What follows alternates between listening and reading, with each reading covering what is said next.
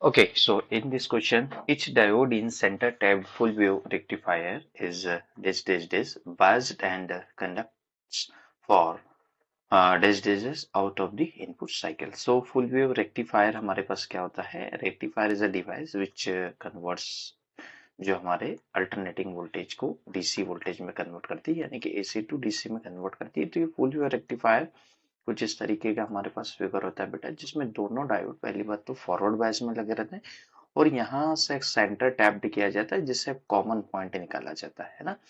और यहाँ से इस तरीके से हम एक जंपर करके इस डायोड को कनेक्ट करते हैं। यहाँ पे हमारा लोड रेजिस्टेंस होता है जहाँ से हम आउटपुट को ले सकते हैं, यहाँ से हम आउटपुट लेते हैं, इधर से हम इनपुट देते हैं, जो भी हमारा एसी सोर्स है। तो इसमें पूछा गया है कि दोनों डायोड क्या है, तो पहली बात तो दोनों डायोड फॉरवर्ड बायस लगे होते हैं और दूसरा पूछा गया है डायोड कैसे वर्क करते हैं। तो कंडक्ट से ना ये जो होता है ना बेटा 180 डिग्री के फेज शिफ्ट में वर्क करते हैं। जब ये काम करता है तो ये डायोड D2 नहीं करता और जब D2 करता है तो D1 नहीं करता। तो correct option is option C, forward bias and 180 degree phase shift होते हैं एक दूसरे से। So, in this question, a ball of mass m is projected from the origin of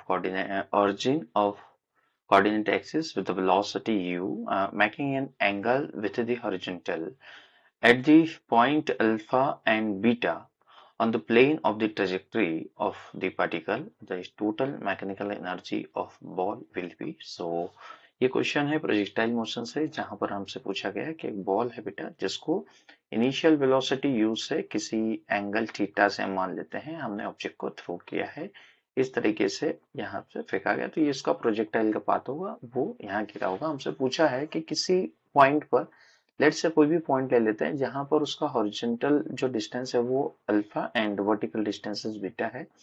यहाँ पर इसकी काइनेटिक, यहाँ पर इसकी मैकेनिकल एनर्जी क्या होगी, तो मैकेनिकल एनर्जी अगर यहाँ निकालोगे तो मैकेनिकल एनर्जी निकालने के लिए हमें क्या करना पड़ेगा, हमें इसकी kinetic energy plus potential energy दोनों निकालना पड़ेगी और फिर हम इसकी मैकेनिकल एनर्जी लिख पाएंगे। पर अगर मैं आपको ध्यान से समझाऊं कि दो पॉइंट ले लीजिए बेटा, एक ए पॉइंट ले लीजिए और बी, और इस पे लगा दीजिए COME, conservation of mechanical energy की थ्योरम। अगर कंजर्वेशन ऑफ एनर्जी का थ्योरम यहाँ पे लगा दें तो जो इनिशियल एनर्जी है, इनिशियल इसके पास कितनी एनर्जी है, हाफ एम यू स्क्वायर। यही इसके बाद में भी एनर्जी होगी, बस फर्क ये होगा कि काइनेटिक एनर्जी कम हो जाएगी, पोटेंशियल एनर्जी बढ़ जाएगी, बट जो सम होगा, जो मैकेनिकल एनर्जी टोटल होगी वो कंजर्व होगी। तो इसका करेक्ट आंसर हमें सॉल्व करने की जरूरत नहीं इतना लंबा, option number C is the correct answer. Half M V square conservation of energy से हम इसका आंसर ला सकते हैं। So, in this question, the quantity B, H and I are related as B, H और I के बीच में relation पूछा है। यहाँ पर B हमारा मैग्नेटिक फील्ड फ्लक्स बोलते हैं या मैग्नेटिक फील्ड इंटेंसिटी आप इससे बोल सकते हैं, और यहाँ पर जो H है बेटा इसको बोलते हैं मैग्नेटाइजिंग फील्ड, है ना। मैग्नेटाइजिंग फील्ड इसे नाम दिया गया है जो मैग्नेटाइज करती है किसी मटेरियल को, मैग्नेटाइजिंग फील्ड नाम दे, है ना इसको, magnetising field and I is the magnetisation vector. तो इन तीनों के बीच का रिलेशन दिया है डायरेक्ट, ये magnetic and material and magnetism का क्वेश्चन है, तो इसके बीच में मैग्नेटाइजेशन वेक्टर नाम देते हैं, कभी कभी इसको किसी बुक्स में एम से डिनोट करते हैं। तो करेक्ट रिलेशन क्या है, मटेरियल के अंदर मैग्नेटिक फील्ड जो होती है mu not times of H plus I के बराबर होती है, तो option B is the correct relation.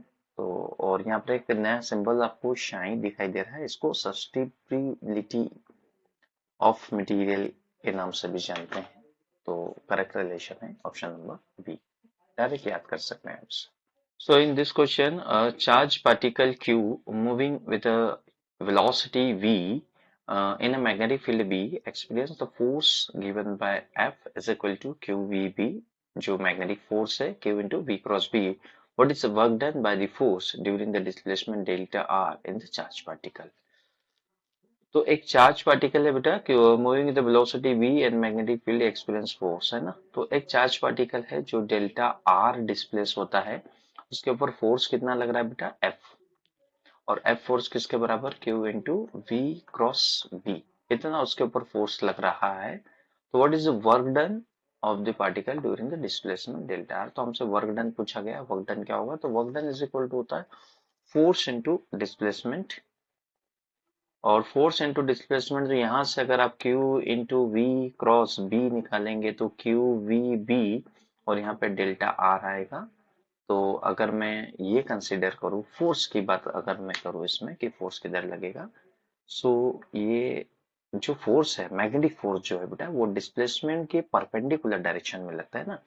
मान लो कि कोई पार्टिकल इधर जा रहा है v, उसकी वेलोसिटी v इधर है, तो मैग्नेटिक फील्ड अगर इधर है बच्चे b, तो v क्रॉस b अगर मैं करूँ तो फोर्स आउटसाइड लगेगा, है ना। फोर्स कहाँ लगेगा? आउटसाइड। पार्टिकल कहाँ जाएगा? आगे तरफ। यानी कि फोर्स और डिस्प्लेसमेंट के बीच का जो एंगल है बेटा, वो 90 डिग्री है। तो यहाँ पर जो f है ना, वो परपेंडिकुलर है डेल्टा r के। तो इसका आंसर हमें Q V B delta R नहीं लगाना, इसका आंसर होगा 0, just because magnetic force perpendicular work करता है। तो मैग्नेटिक फोर्स ऐसा ही याद रखो जैसे सर्कल में है, तो अगर मेरा फोर्स डिस्प्लेसमेंट इधर है बेटा डेल्टा आर, तो फोर्स कहाँ लगता है? सेंटर की तरफ अगर लगा तो ये just like a centripetal force होता है ना, उसी तरीके से। तो correct answer is option C, 0 लगाना है, because the displacement and force are perpendicular to each other. So in this question, if two similar waves vibrating in the unison with the frequency of 400 Hz, if the tension in the one of the string is increased by the x% and the two wires vibrating simultaneously, then the 4 beat, कितनी beats दी है? 4 beats are produced per second, find the value of x। तो ये oscillation of wave से आया हुआ question है। Beat frequency क्या होती है बेटा? तो बीट फ्रीक्वेंसी यानी कि हम higher frequency minus lower frequency करेंगे, यानी कि F2 माइनस F1 करेंगे। तो यहाँ से F2 मेरे पास आ जाएगा, F2 इज इक्वल टू हो जाएगा F1 प्लस जो भी मेरी बीट फ्रीक्वेंसी है। बीट फ्रीक्वेंसी इस क्वेश्चन में 4 दी है, और ये फ्रीक्वेंसी F1 जो हमारे पास है वो है 400, तो ये आ जाएगी 404 हर्ट्ज F2, और F1 की वैल्यू मेरे पास आ जाएगी बेटा, वो आ जाएगी 400। और अगर आपको पता हो जो मेरे पास फ्रीक्वेंसी होती है वो V by L, twice of L, ऐसे कैलकुलेट कर सकते हैं। और ये जो V है, जो स्पीड ऑफ वेव है, वो किसी स्ट्रिंग के केस में हम लिखते हैं T बाय म्यू। तो यहाँ से रिलेशन निकाले तो frequency is proportional to root T, यानी कि टेंशन के प्रोपोर्शनल है। तो यहाँ से F2 अपॉन F1 हम फाइंड कर लेते हैं, जो कि under root of T2 upon T1 आएगा। मैंने इसे सॉल्व किया तो मेरे पास T2 अपॉन T1 का जो रेशियो आया है बेटा फाइनली, है ना, F2 की वैल्यू कितनी डालेंगे? इसके वैल्यू डालेंगे 404, F1 की वैल्यू डालेंगे 400, है ना। फिर इसका इधर स्क्वायर करेंगे, इधर से स्क्वायर रूट हटाएंगे, तो we will get the ratio of 1.0201। ये हमारे पास रेशियो आया, ठीक। फिर इसने कहा कि जो टेंशन है उसको x% बढ़ा दिया जाए, यानी कि T1 जो टेंशन है उसमें 1 प्लस x% है ना, x% इस तरीके से मैं इंक्रीज कर दूं। यहाँ से मेरे पास T2 अपॉन में T1 इज इक्वल टू हो जाएगा 1 प्लस x अपॉन में 100। क्योंकि मैं T2 अपॉन में T1 पहले से निकाल के यहाँ पे ऑलरेडी निकाल चुका हूँ, तो 1.0201 is equal to 1 plus x upon में 100। और इसे जब फाइनली सॉल्व करेंगे तो हमारे पास जो फाइनल वैल्यू आएगी x की, वो वैल्यू आएगी 2 के आसपास, है ना। कितने में आएगी बेटा? 2 के आसपास after solving. So option D is the correct answer. ये हमारा ऑसिलेशंस एंड वेव से आया हुआ क्वेश्चन था।